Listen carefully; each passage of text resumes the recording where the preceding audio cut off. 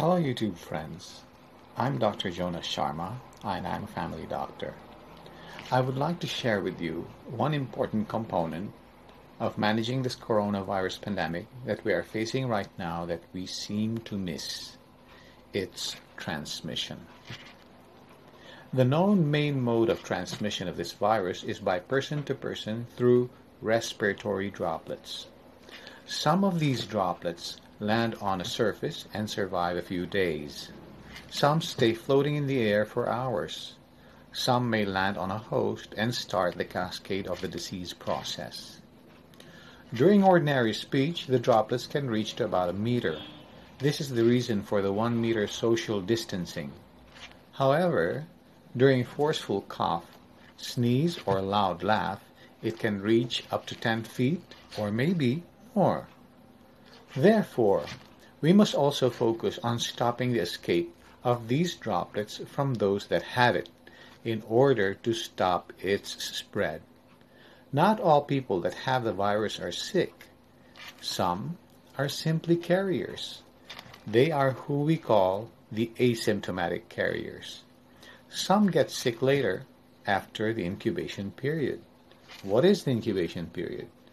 The incubation period is the time from when the virus enters the body until the person having it manifests with signs and symptoms. This period ranges from 1 day to 12 days, but for uniformity it was pegged at 14 days. The period of illness ranges from 7 to 14 days, up to 20 days, or even longer. So on the average, the course is about a month. This is the basis for the 1-month quarantine period.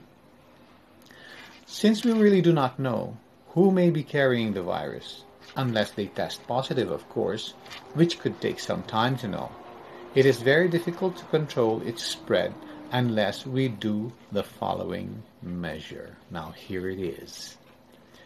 Face mask.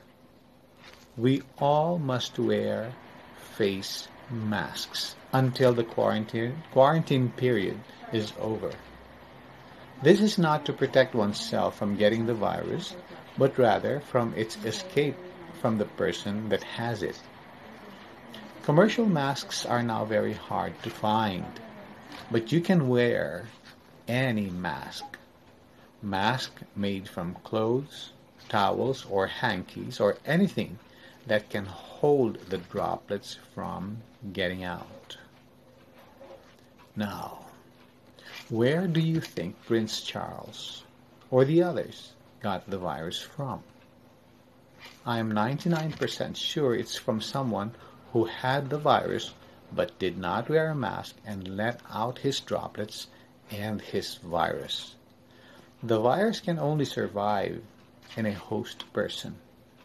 After it takes its course within, it's over, unless it gets into another host person.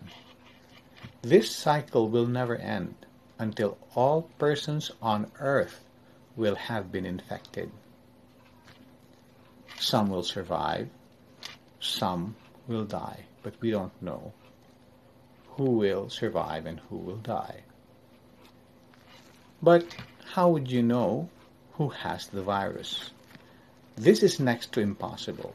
We must assume that everyone is infected. If everyone in the whole world wore a mask for 6 weeks, the following would be the effect. 1. The volume or the number of cases will drop significantly, and therefore the healthcare system will no longer be overwhelmed and can manage cases with much ease than before. This is what we call flattening the curve. Number 2, this virus will be disabled naturally and economically with much less need for antivirals, which could be very expensive, and other medications that have potential undesirable side effects. Prevention is still much better and cheaper than finding a cure.